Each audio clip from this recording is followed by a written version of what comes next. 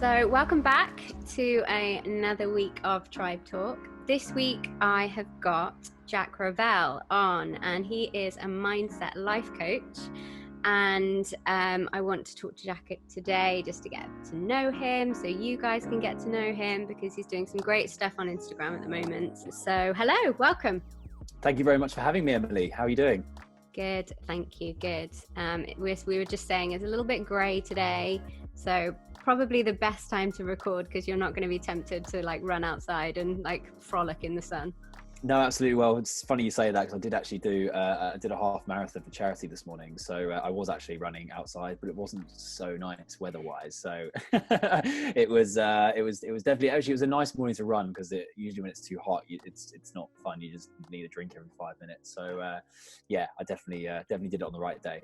I love how you just casually slip that in. Oh yeah, I just did a half marathon this morning. Like, look, it was planned. Like I didn't just wake up and decide. No, it was something that I planned for a couple of weeks, and I actually, as part of obviously helping a friend of mine who's unfortunately just been diagnosed with acute leukemia, and he is not in a good way. So a lot of his friends and family have done things that shave their heads and done sort of bake sales and Zoom quiz charities and things. And I said, well, I like running, and I can do something like that. So yeah, I did that this morning, and hopefully helped raise some money for him. So that was it was my good deed for the day, for the week. that's amazing. What is it for charity, or is it to help him get the treatment?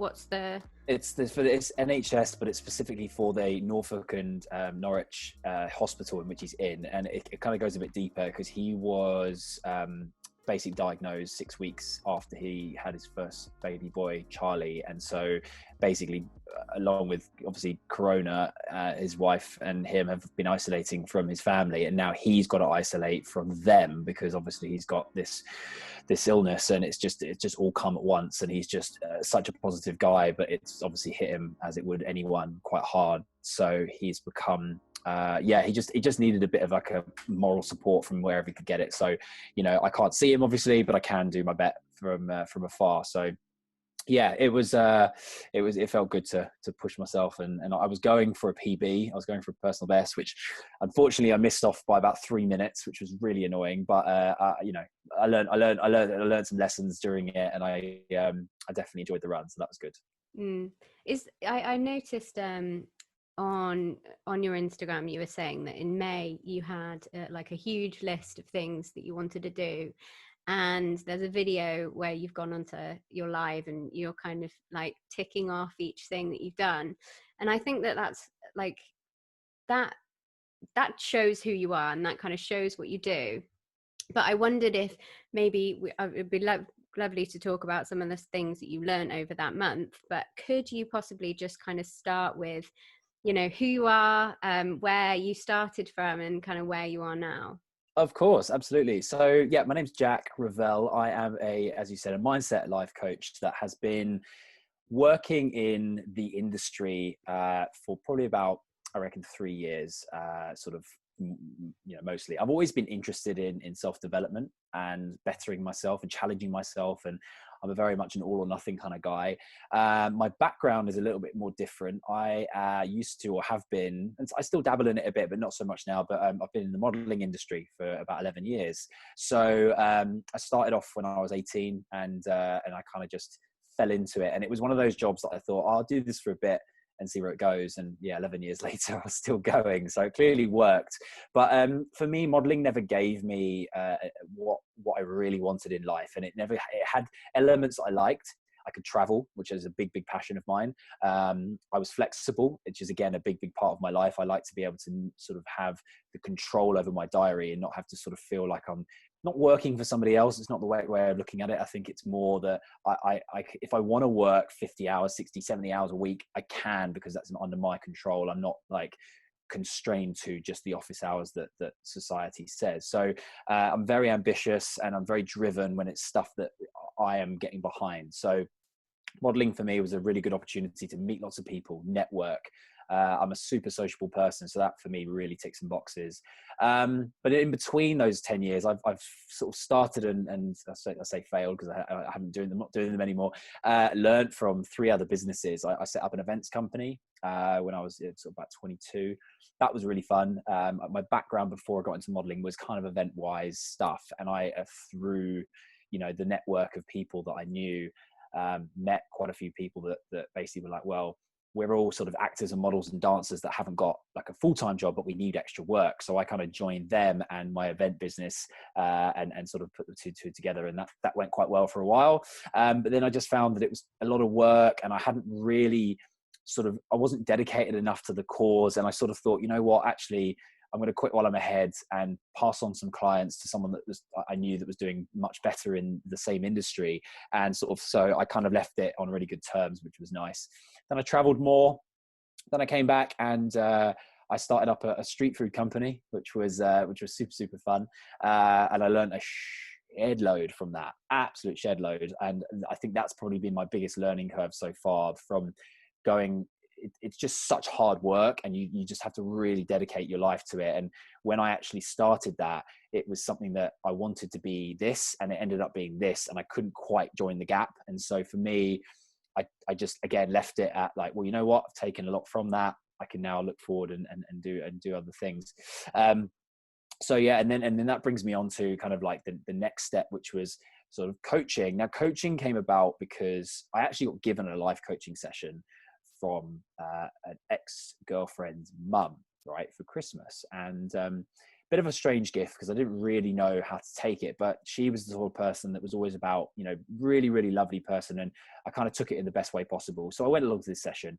And if I'm honest with you, I thought coaching was like, they're going to solve all my problems. They're going to basically tell me where I'm going to be, what I'm going to do. It's like a Mystic Meg type thing. But I was actually very surprised that it wasn't. It was a lot of like deep questioning, things that you kind of would ask yourself in a time when you feel like you're being a bit self-exploratory and self-development and stuff, but never actually follow through with it.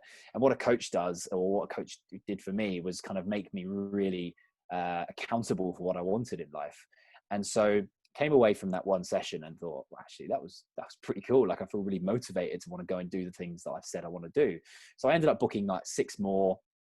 And then, yeah, like it put me on this like path of, okay, I can actually do things in life that I put my mind to. It's just having a sort of set of tools and, I suppose, structure that allows me to do that. So yeah, I sort of sat on the idea of actually I was coached for about sort of 6 weeks or so, and then I kind of just went out into the world and told loads of people about this incredible experience I'd had. And every time I told someone about it, I'd get asked like, oh, so what tools could you give me? Or can you have some advice here? And me being me, of course, I'd go, yeah, of course, try this, try that, whatever. And it was only until one day someone said to me, Jack, why don't you just look at becoming a coach? That you like it, you talk about it like it's your job anyway. Why don't you look at seeing if you can study and you can learn a bit more about it and you can get accredited and all this sort of stuff? And I just thought, well, okay, why not? And it was literally so serendipitous. But that weekend I looked, there was a free 2-day taster course with the company that I studied with. And they had like 2 spots left for that particular course. And I thought, you know what? It's meant to be. So I clicked it and I went. And yeah, the rest is history. It's now brought me into where I am today. For me, right now, with everything that's going on in the world, the sort of the mixture between what I was doing, which I still do. I still do some modeling shoots and I do campaigns for adverts and stuff like that, which is great. But there was always this sideline thing I wanted to pursue more because I had control over it and I had I had more opportunity with it and I could see myself growing with it. And actually, COVID and the whole pandemics pushed me into putting more of my effort into that, because ultimately everything else on my other life vanished overnight. So it's given me the kick up the arse I really need, basically. And now I'm in a position where I'm promoting, the good energy and the good vibes through positive mindset that I think a lot of people need right now. But also I think a lot of people don't realize that they actually do have within themselves. They just need the tools and the right, resources to apply it to whatever it is they're looking to achieve. I think like there's so much from what you've just said, but one thing that I kind of thought of as you were talking, especially about COVID, this pandemic has really forced people to sit with themselves. And I think it's quite interesting to see how different people have reacted to it, because I know that obviously there's a lot of people that have been challenged with their businesses kind of halting overnight, income halting overnight. And I'm a Pilates teacher, and obviously that's my big part of my income, and that's gone. So you have to come up with ways to kind of get around it, and you're either going to learn resilience or you're going to let it crumble. How have you found the people that you work with? Have you found that in this pandemic you've had more people reaching out to you? Have you found, the similarities in what they're needing from you? What have you found? Yeah, so I mean, obviously, so the people that I tend to attract in terms of clients, I think, this is what I've kind of gathered from the people I work with and people that I talk to about it, is that I get a lot of people that like to look at me as someone who kind of walks the walk as well as talks the talk. I do tend to follow through things that I do. I come from a place of experience in a way, but also of practicality, and I'm very like logical thinking with everything I do. I think if I've got to achieve that, then I need to do this and this to get there. It's that there's a process involved. So a lot of the clients I work with will need some sort of help with maybe structure or confidence or just kind of connecting the dots, really. And I think that's kind of the best way to put it. And so when it comes to things like COVID and basically where everything's been thrown up in the air and no one knows what's going on, it's obvious that people are going to be like, oh God, I'm stressed. Oh, I don't know what to do. I had a job yesterday. Now I don't. Like, what do I do? And there are some people that will take it as and I was saying this to someone actually the other day, some people that will take it as like a small win. So they'll be like, you know what, great. I can now watch Netflix till I'm, square in the eyes, right? And that's just me. And I'm actually not that bothered because I've got, I can work on stuff that I've been, I've got other stuff I can work on, or I feel good about it. And then they got the other side of the coin. They're like, oh my God, I don't know what to do with my time because I've been filling it all this time with either work or, play or whatever. Now I've got so much time in my hand, I don't know what to do with it. And then there's these people in the middle that kind of see a bit of both sides, and they're like, right, well, my job might not be secure, but I've also got lots of time in my hands. So how can I use this to my best advantage? And it's the only time, I guarantee, in our history, unless something like this comes along that isn't unless we know about something else that's, not COVID, but something similar, the only time in our history where we are going to be forced to literally slow down and stop. Okay. Only time. So you can look at it from two ways. You can either look at it as like, okay, well, I'm just going to chill and wait for this to pass over, or you can sit and wait for it to pass over, but also make your time productive. And I spoke to a guy called Chris Williamson a couple of weeks ago on one of my Instagram lives, and he said it really, really well. He said, look, imagine yourself in 50 years time. You're talking to your grandkids about the pandemic of 2020. What are you going to say you did in the pandemic? Did you watch 10,000 hours of Netflix? Did you, just play PlayStation? Did you complete, Call of Duty or whatever? Or did you learn a language that then did something for you in later life? Or did you do a course that then led you on to doing something else? Or did you start a business? Or did you, help your community? Or did, whatever it might be? But what are you going to look back and you're going to be proud of? And I think that's a really good question to ask yourself right now, is because it will really make you think about what you're using your time for. It may not seem important right now what you're doing. Like if you're doing a 1 hour's course every day or every week, that's going to maybe get you better at something that you're interested in. Great. Yeah. Right now it's not going to do much for you, but you may need that when this all goes back to normal and suddenly your job isn't available anymore. You may be like, oh, well, actually, I've been studying this other subject. Maybe I can go and do that as a job. And you've suddenly got an opportunity that you've created for yourself, and you don't necessarily need other people to give you that opportunity for it to happen. So yeah, I think that there's a big part of this whole thing, that this whole pandemic, that you have to look positively at. You have to look at, right, what has it taken away from us? It's taken away our freedom, taken away our rights in a way. It's taken away lots of different things. But what's it given us? It's given us time. It's given us the ability to put everything in perspective. It's given us the time and the ability to look at the world from a very different point of view, and onward from now, be able to look at it and go, actually, maybe that was what I needed. That's the reason why this has happened, is because I don't like that job I'm actually doing. I was just in it because it was great 3 years ago, but I've actually outgrown it. What do I want to do now? Where do I want to pivot? Where do I want to see myself in 5 years time? What if this is going to like take over the world and Armageddon's coming in 5 years? What do I want my last 5 years to look like? How proud do I want to be looking back on the next 5 years? You know, that's the sort of questioning you have to be asking yourself if you want something out of this time. Yeah, I think a lot of people started off with really good intentions. So like Totally. the pandemic happened and they're like, I'm going to become fluent in Spanish, or like, you know, I'm gonna I don't know. But they ended up watching the whole of Tiger King, and now they're like really into what's going on with Carol Baskin. Like Yeah. that's kind of how I feel like a lot of people do, kind of reacted to it. And I don't think it's necessarily, I don't think we can turn around and be like, you know, your time was wasted, or your time was not as productive as others, because I think that's when we start to compare ourselves to other people, that's when kind of it gets a little bit messy.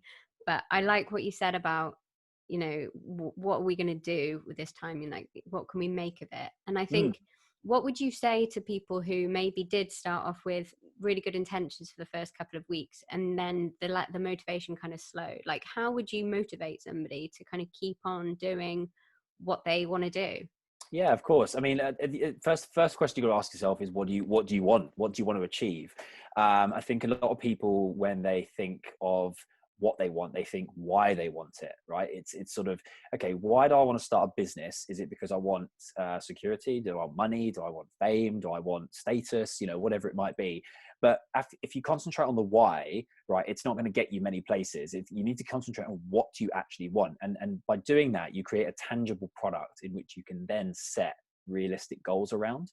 So for example, let's say you start off with, like, what do I want during lockdown? Let's say you want to start, you know, you want to learn a language. Okay. So you want to learn a language. Okay. And you look at, what will I gain from learning a language? Not why do I want to learn language? It's what will I gain from it? What will it do for my life? How will it benefit me going forward from me doing this thing? Okay. And when you have a clear idea of that, so for example, if you want to learn a language, what will it gain? It will give you a skill set that means you can work in another country, or you can use it as a translator or something along those lines. Or it might just be that you want to broaden your skill set. And you've got to look at what, you know, what that particular skill set's going to give you, and almost imagine that you're already there, and sort of look future focused. Because what that does is, and when you start actually really thinking about it and going, okay, so if I could go and work in another country, that means I could maybe have this opportunity or that opportunity, and you get quite excited about it, and you start to really plan for the future. So when you get this sort of almost future focused vision of yourself in the future, write it all down. Right, you know, what you want to have, you know, where do you want to be, what do you want to be doing, all that sort of stuff. And then you just have to work backwards, and it's a really simple process. You just have to break down the parts in which you need to achieve. So like, you look at where you are right now and look at where you need to get to, because you've got that stage, you've got the end result. Essentially, you know tangibly what you want to achieve at the end of it. And if you can set a date on it, even better, because it means that you've then got a deadline for that particular goal. So let's say you want to learn a language by this time next year. It's a good goal, right? So you've got a year to do it. So how can you break down that particular goal into a year? And it comes back to a very specific, a very simple method, which is called SMART goal setting, SMART. And it's just basically being specific, measurable, achievable, realistic, and time-based. And those things together will create a goal that is almost impossible to fail at, right? And so if somebody has started something and then maybe like dropped off the wagon, or something's maybe not right, or they haven't bothered with it anymore, you've got to look at why. And it might be because the person has, I don't know, lost interest is usually a big one. And then you've got to think, okay, well, so then you've got to go back to, what am I doing this for in the first place? And maybe it was a good idea at the beginning, but actually it's just something they kind of like, it was what they call an aspirational idea rather than like a core idea. So a core idea is something that you really believe you want. Okay. It's like, well, you really believe that you want security in your life, so therefore I need to get this in order to have that. Whereas if an aspirational one might be like money, right? Money sometimes drives people to do things, but actually when you start getting it in, you don't actually get the feeling that you really want, which is the security of having whatever it is you've started. The money is a sideline project. So it's really understanding where your values lie, and in order to get there, in order to get from starting an idea and moving it through to finishing it, you just have to have discipline and create habits around your daily routine that cause you to be doing it every single day. And I'm not saying that you have to like study hours and hours and hours a day, but you do have to do something every day that will get you closer to your goal, because it's compounding. It's compounding your emotions into that particular thing. And as we all know, practice makes perfect. So if you start something today and do it a little bit tomorrow, a little bit the next day, a little bit the next day after that, it's going to get easier and easier as you go, right? We've been taught that since we were kids. So if you start it and go full blown into it and start doing 5 hours a day for a week, and then you wonder why you've dropped off the wagon, because it wasn't a realistic goal that you set yourself. You can't keep that up for the entirety of your goal. So like break it down into the smallest possible thing that you could do every single day in order to get closer to that goal. So I would say, if you're going to learn language, get on Duolingo or Babbel or one of those other apps. Just do 20 minutes a day. 20 minutes a day, that's it. And then put it to the side. Next day, 20 minutes a day. You'd be amazed how much you can learn in 3 months.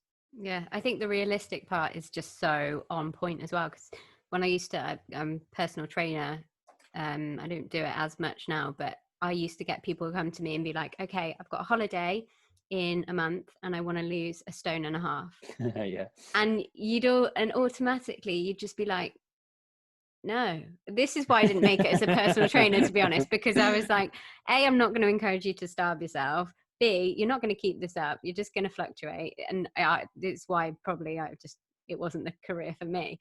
But you have to make sure that in life, if you are going to set goals, they need to be realistic, because otherwise it will just become a tool to beat yourself with. Exactly. Absolutely. I can't agree more. And that's exactly the thing. It's when people leave it to the last minute as well, and they understand that hard work is called hard work because it's hard, right? It's not like, if everybody, I love this, someone said it, I can't remember who it was, but if everybody was like superhuman and was able to just like lose 1.5 stone in a month, or start 7-8 figure salary businesses overnight, and become a YouTube sensation tomorrow, we'd be boring humans, because we'd all be the same, right? It's that classic example of like separating out that 1% of people that actually want to put in the hard work to be someone in life. It's got to take some persistence, some discipline, some hard work, and some passion, and you'll get there. You just have to keep that up every single day, and that's something that we are lacking in as a society. And so if you can put all those things together into anything you're doing that you feel passionate about and strongly about, and that you love doing, just keep going. That's all I can say. Just keep going. Start it and just keep going, because you'll be amazed what comes out of it. People reach to you, you reach out to them. I mean, like the fact, you and I met through Instagram, and it was, I think you saw something of mine that I've been putting out. And, for everyone listening, I've been doing Instagram stories and IG lives for about 6 weeks. That's it. And I've recorded 5 podcasts, and I've done almost a live every single day. And, I've just created a bit of noise around what I'm doing, and it's snowballed, and it does, because I'm putting the effort in. And it's that, as the expression goes, you get out what you put in. So if anyone's listening that wants to just start and just get something done, just do it every single day without fail. Create a habit for yourself, because it will pay off in the end. I promise you. I mean, I feel like you were directly talking to me there. I know you weren't, but like that really spoke to my soul, because like I mentioned to you in the email, like I've been looking at becoming a coach for a long time. I've been kind of working with people on a casual kind of basis, but it's something that I want to create a career from. So I've started doing the work. But I think for me, it's the excuses. I'm like, my hair looks horrific. I'm going to have to put makeup on if I want to go on Instagram live. Like and I think it's because deep down, I'm like, there's that fear. There's that real kind of, what if I show up and nobody like wants to hear from me? And I think that is something that can quite often stop people in their steps, because they kind of have this feeling. And I know that I've grown up with this feeling of kind of, I'm not good enough. And it's something that I worked through when I was going through my eating disorder, and all of the startings to my problem was this: I'm not good enough. It was the baseline for my entire life. Yeah. But what really interests me is that no matter where I look on social media or the internet, there will be somebody who at one stage in their life has had those thoughts, that has thought that exact sentence of I'm not good enough, or it's that comparison again.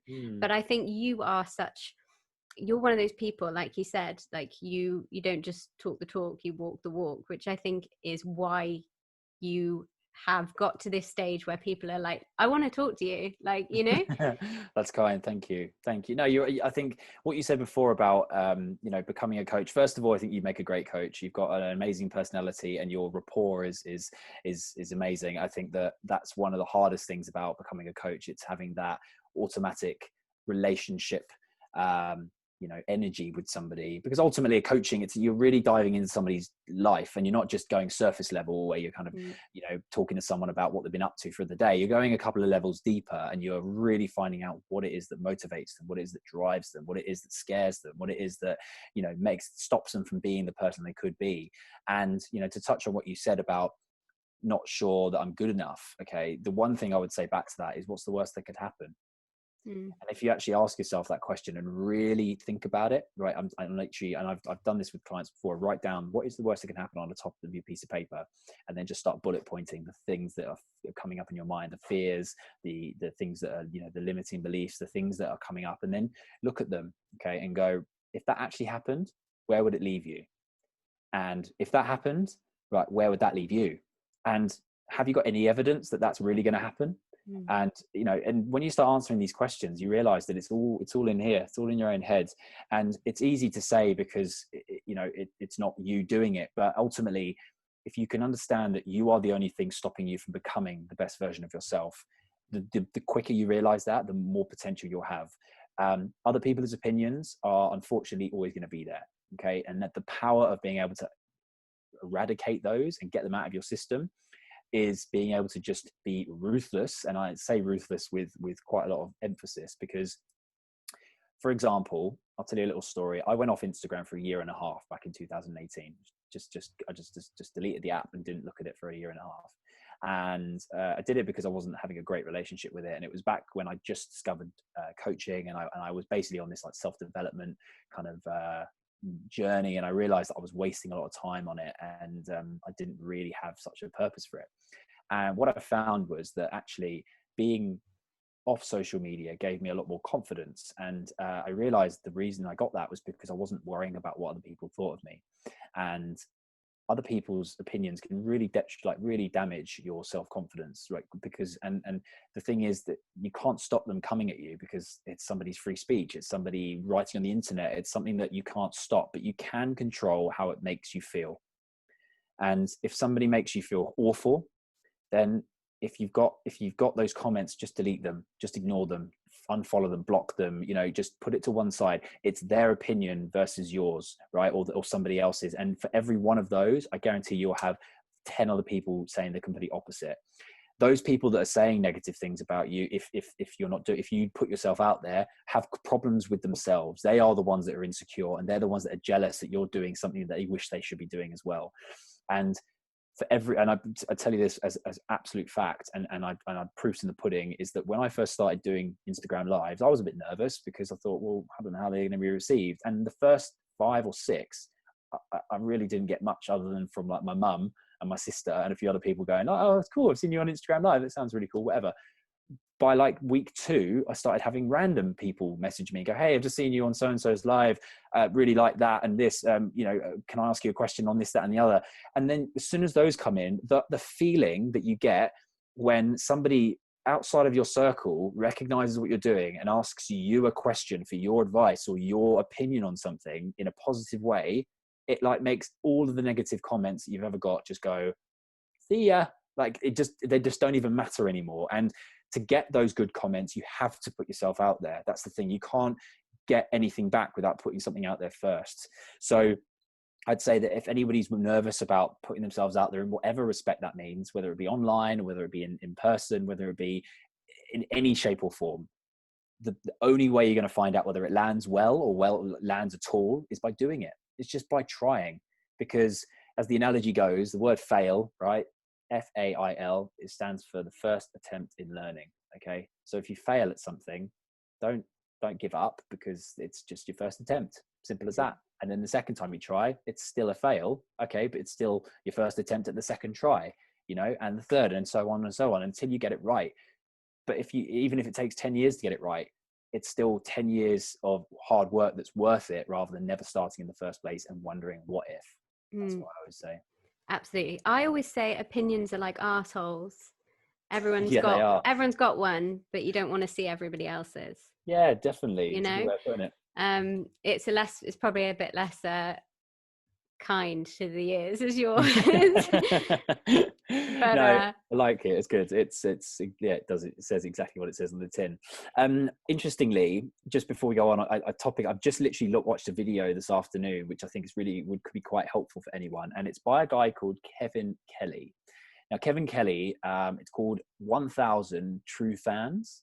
Now, a lot of people that start on social media are all about the following. Okay, let's be honest. You get on there, you want followers. That's what you want, right? And it's what the media and the celebrities and the influencers and all that want you to believe that you need, right? It's a load of bollocks. Because actually, what drives Instagram or Facebook, or I'm not sure about LinkedIn, but I know that those two particularly drive, is engagement. Engagement is what gets you more views, further in the organic searches. If you've ever gone onto Instagram and you found a profile and then you see the little like arrow button down, it says suggested. The way you show up in suggested is when your engagement level is high. Okay. So in order to get a high engagement, what do you need to do? You need to be having people that actually engage on your products or your socials or whatever. Right. So why would you want 10,000 people following you, for example, with only 100 of them commenting? Right. It's pointless. Like you only actually, and actually you're going to get lost in amongst the black hole that is Instagram. You're better off having, and this is what Kevin says, 1,000, just 1,000. I know it sounds like a big number, but actually 1,000 isn't, in the grand scheme of things, true fans. And those true fans are the 1,000 people that will comment on everything you put up. They'll like everything you post. They'll even buy everything that you sell them. They'll share everything that you want shared. You know, they'll interact with you on a daily basis because they love your message and they love your dedication to the cause. Okay. So if you're starting out on something that you want to get heard or looked at or whatever, just focus on who you're talking to and be super specific about what you're doing, because you're better off being specific about what you're looking at, what you're talking about, and who you're talking to, than trying to appeal to the masses. Because as the expression goes, you try and please everyone, you're going to please no one. So it's a really, if you just type in 1,000 true fans into YouTube, you'll see there's loads of videos on it. And it's amazing. Like it's just literally just wipes the floor with all the people that are like, yeah, you need 1 million followers to be like an influencer. Bollocks to it. You don't. Actually don't. Well, it depends. I guess it depends on what your personal view of what an influencer does. If it's somebody who gets paid to do marketing campaigns and things like that, you know, or if it's somebody who actually influences people's lives by sharing their stories. You know, I've had this conversation with my friend Michael Maisie, he's killing it at the moment. He's incredible, but he gets so frustrated by the fact that there are so many people who have got real stories to tell and they're only on Instagram so that they can help other people, and they're drowned out by like these huge things. But he always says, you know, if you can help one person, that's you know, that's better than nothing, you know. Yeah, no, you're absolutely right. Have you always been this kind of way? Like, I know nobody kind of when they're younger goes, oh, I want to be a coach when I grow up, but like, have you always found this kind of passion for learning, passion for self-development, like, or did you want to be like a footballer? No, like I actually wanted to be a pilot when I was younger. That was my dream job. Yeah. I just I don't know why I never pursued that, actually. Maybe I should. Maybe I didn't. Maybe I wasn't. I couldn't get the maths test or something. But yeah, look, I've always been very sociable and very good at networking. And sort of in the early days of my, I suppose, adult life, I was always good at sales, but because I was good at talking to people and I could approach anyone and found a common ground with a lot of people. So I also love to share stuff, like whether it be knowledge or information. I love a random fact. Like I'm that kind of guy that will you could sit next to on a train and we could talk for an hour about whatever comes up in conversation. I don't sort of get nervous or anything around that sort of thing. So teaching is something that I've always liked, but I never thought I'd want to be a teacher per se in the sort of general sense. But then weirdly, this whole, because obviously my background in like modeling and acting and presenting has built up a huge resilience in my own personality. Like I still get nervous about things, but it's definitely nowhere near as much as if I hadn't have done that for so long. I'm got quite a thick skin, I suppose, when it comes to rejection and taking things. Yeah, of course, you know, it just comes with it. But the benefits when you do get jobs is really, really cool. So I think when I found coaching, it was like an aha moment for me in the sense of like, well, I can actually like help people by teaching them the things that I've learned and helping them guide them through these things and whatever. But I also am like putting myself out there as almost like a presenter to do that particular thing as well. But I'm also very much into self-development myself. So I'm portraying my own values and my own beliefs in my work, which is, as much as I've read, the thing that most people strive for. So I feel super lucky that I found, I suppose, my vision and my passion in life. And the thing is with this particular industry is that you're always learning. There's always different avenues to go down. And for me personally, I would love to go, I never went to university anyway, but I'd love to go to university and study psychology and actually go down a bit more of a specific route with psychology and coaching, and see how they can, because they're very much an overlapping kind of industry, as with therapy and leadership, and that kind of all comes under that banner. But I'm still finding my feet in terms of like where specifically I would like to study, but that will come with time, as I know as it has naturally with what I'm doing right now. So I think that when it comes to what's happened in my life to bring me to this point, I think that the people that know me well would say that I've always been somebody who enjoys the positive side of life. And for example, have you heard of something called the Enneagram? No. So the Enneagram is basically like a personality profile of people, but it focuses mostly on how people perceive you rather than how you perceive others. And it talks about how you have your action center, your feeling center, and your thinking center. And there's 9 points on it. It derives from a Greek word of nine and I can't remember the other word, but it's basically like where you fill in this massive questionnaire that asks you kind of similar questions but in a different way to see how you answer them. And I came out as a number 7, and the number 7 is basically an enthusiastic visionary, right? And when I got that result, my family and friends were like, hit the nail on the head, that's exactly you in a nutshell. And it's weird when you read the report, you're like, oh yeah, okay, I actually do think like that, and I do that and whatever. And it starts to give you a bit more insight into how you see the world. And so, for example, like if somebody that was maybe another number offered me like an opportunity to work with them, I'd automatically know like I'm this personality and this kind of how I see the world, and this is how you are and how you see the world. Not because of like the way you've been brought up, it's just how you are. It's like the core value inside you. So on that particular scenario, we may not work, but on this scenario, we'd work like a house on fire. So it works very well in businesses. Like big companies do the Enneagram with their colleagues to basically work out who should work with who on particular projects, because they get the best out of them. That's kind of how it works. So when I did the Enneagram, I was able to walk away with it with a knowledge of I actually work better in this situation, and I am more energetic and under this scenario, or in these circumstances I perform in the best way.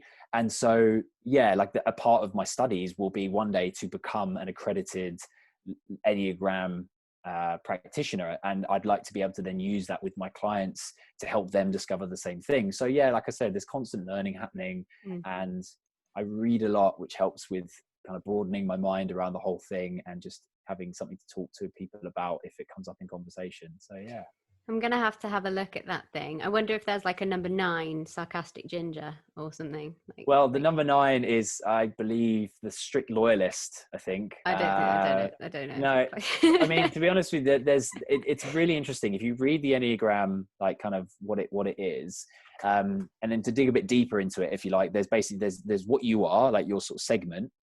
And then you have what you call your wings. So your wings are basically the ones on your left and right of you. So for me, it's like an 8 and a 6. And the 8 and the 6 have got their various different kind of analogies. And they give you a whole 27-page document that's like, okay, you're 75% 7, but then you've got like 25% of 8, which is kind of like leadership and a few other bits and bobs. But then I'm also a little bit like 6, which is a bit shy and introvert in some respects. So there's elements of your personality they pick up on that you're like, oh, am I? Oh, that's actually, yeah, you're right. Because then they put it into context.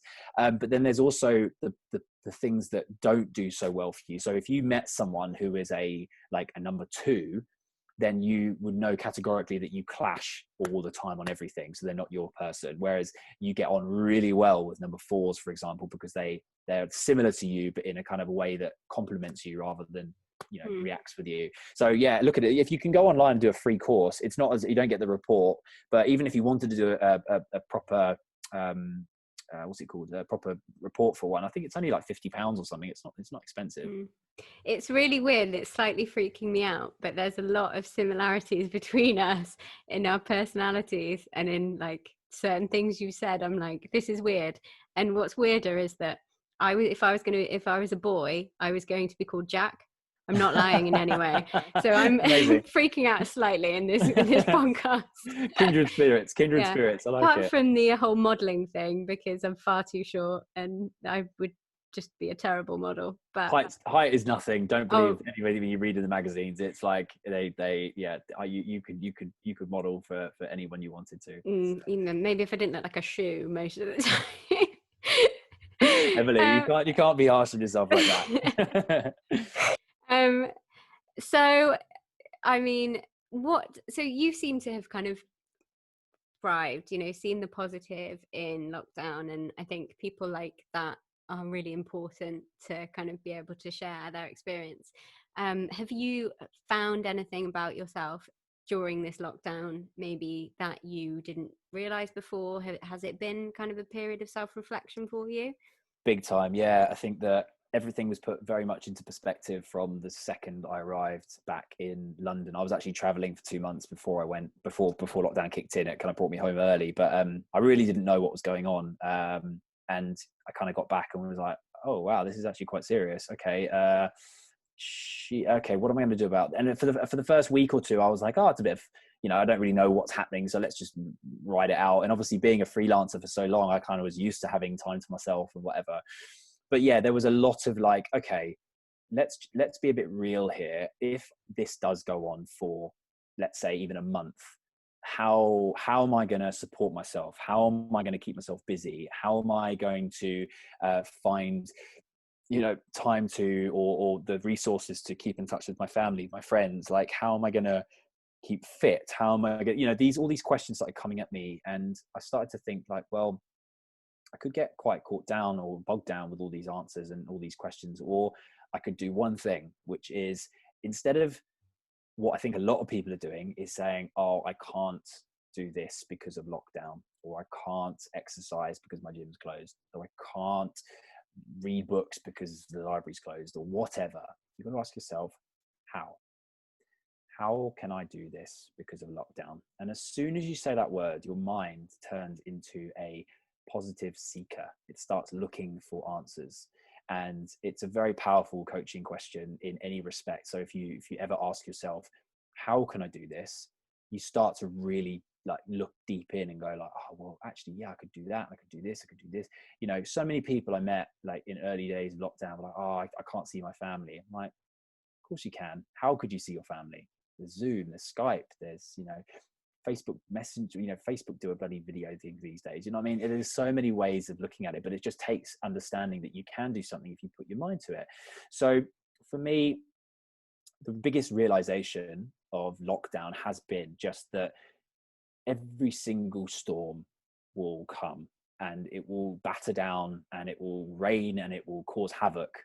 But at the end of it, there's still going to be something left over for you to work on, to plant new seeds, to let it grow, to be, able to look at what we had and almost start afresh. Like, look at this scenario as a fresh start for some people. And I think that's where I certainly have taken my coaching to the next level and decided that this is now, like, from now on in, this is me. I obviously, like I said, I'll be doing modeling bits and stuff, but it's much more like 70-30 rather than it would have been the other way around if this hadn't kicked in, because I just wouldn't have pushed it as hard as I have because I hadn't had the resources to do so. So positive thinking around, you know, what we can control is really, really important right now. And if you can control anything that you love doing, just put your heart and soul and energy into it right now, because if you can do that, you're going to be left in a very good situation when it all kind of goes back to whatever normal is in the future.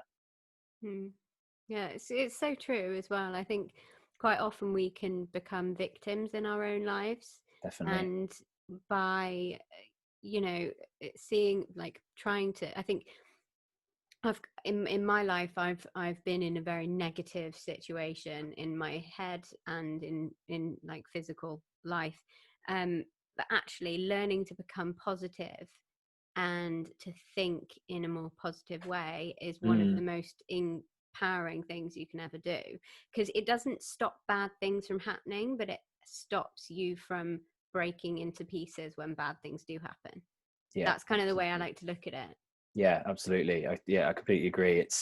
It's having, I think as well, you got to look at the positives that you have had in your life in order to be able to draw on those strengths when you are in a bad place. And the thing is, a lot of people are so quick to forget the successes they've had because it's so easy to focus on a negative. Like, as humans, we are programmed to be negative, right? It's just the way we are, unfortunately. In our genes, back from hunter-gatherer days, we were always programmed to be on the alert for a predator of some description. So we're always like, where's the negative, right? Whereas we need to start really celebrating those successes. And even if it's a little success, like I got through today, you know, some people are dealing with some pretty bad mental health issues because of COVID, and like each day is a struggle. So if you can celebrate the fact that you made it through another day, one day at a time, that's just as important as being able to celebrate, I don't know, getting a university degree or passing a driving test or something, because it's still something that you have done and you've struggled through and you've met the challenge and you've overcome it. So yeah, man, like I think when it comes to actually focusing on you and getting yourself out of a bad rut, just like focus on the positives, journal and write down what you've done in the past that you've been proud of, and it will make you just instantly remember that you are good at stuff and that you've had good times, and there will be more to come. It's just the ebbs and flows of life, unfortunately. Yeah, definitely. This is probably a bit of a hard question, but I'm going to challenge you with it anyway. What do you think, if you could pinpoint it, what do you think would be the single best piece of advice you've ever received? Wow, a single piece of advice I've ever received. Or the single piece of advice that is really resonating with you? Maybe a nicer Hmm. question. Look, I Shouldn't have think given you a scapegoat then. no. Like, it's, I think the same for both questions. I have always resonated, and actually is probably one of the best pieces of advice I've been given, because it always comes up, and that is trust the process. Um, the process can be anything you want it to be, but so long as you trust your process and what you're doing and how you do it, then you will be fine. Because if you don't trust it, then how can you expect anybody else to? And you know, you look at through history and look at the people that have been bold enough to trust their own instincts, to trust their gut, to trust whatever it might be that's happening, to trust the process. They were probably looked at back then as a crazy person, but actually have become someone of real substance. You know, Nelson Mandela comes to mind when I think of that. He trusted his gut when it was to try and, you know, break down apartheid in South Africa and create equal rights. And, you know, very topical at the moment with what we're going through, but like, it just takes one person to trust their real beliefs, and other people will see that. They see the genuine and the validity that it comes with that.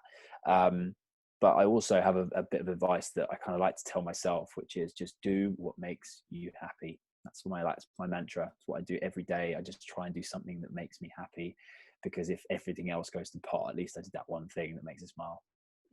I think that's really, really good advice, and definitely something that you can take into, any part of your life, no matter where you are, no matter what you're doing, no matter what situation you find yourself in. So thank you for that. Pleasure. where can people find you? So if people have kind of listened to this podcast and they're thinking, I need some Jack Revell in my life, where can they go? Absolutely. Well, look, I'm probably most prevalent on Instagram. So it's at Jack W for William, Revell, Revell. And yeah, I have a link. My YouTube is the same, just at Jack W Revell, but I post most of my most of my YouTube stuff from my Instagram. But yeah, if you want to get in touch, just drop me a message on Instagram.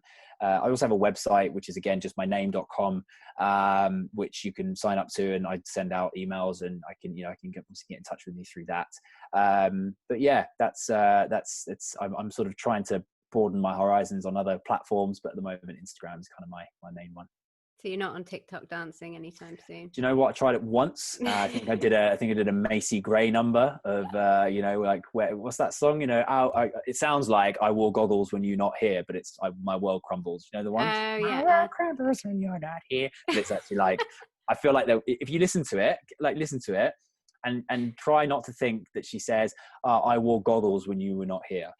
And I tried to do a silly video with me wearing some scuba goggles, and I was like, you know what, this isn't for me. So yeah. I'm officially old. I don't do TikTok. There we go. So yeah, no, I'll. How old are you? I'm 30. Oh, you're not old. No, I'm not old, but older than the most on TikTok, I think, at the moment. Well, you'd be surprised. I mean, I think it's a little bit of escapism.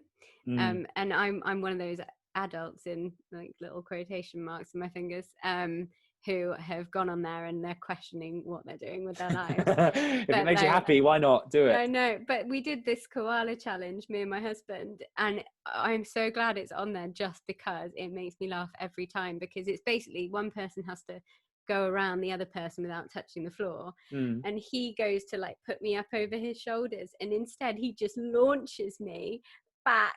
Oh my god. The dog gets involved. It's a big old nightmare. It makes me laugh every time. So I'm like, you know what, even if I'm not going to be on TikTok, this video for me, just keeping it in my phone, so whenever I get sad I'm just going to watch it. Did you do it to the Mission Impossible theme tune? No, I can't remember what we did. I did do a slow-mo though, so you can see it in slow motion. I put it on my Instagram too with no music, because it was just too funny not to share. Love that. Let's check it out. Yeah, but yeah, thank you so much for today. I'm leaving pleasure. With a big smile on my face, so hopefully our listeners are too. And thank you for having me. I really appreciate you taking the time to ask me some really, really deep questions. I think that was really nice, and giving me the opportunity to share my views and my passions with everyone that will hopefully listen to this lovely podcast. Thank you. Yeah, anytime. So as we said, you can go on to Jack's Instagram. I will post all of his links on the show notes. Make sure that you follow me on Instagram at MJAndrew and at Tribe Talk Podcast. And we will see you again soon. Bye. See ya.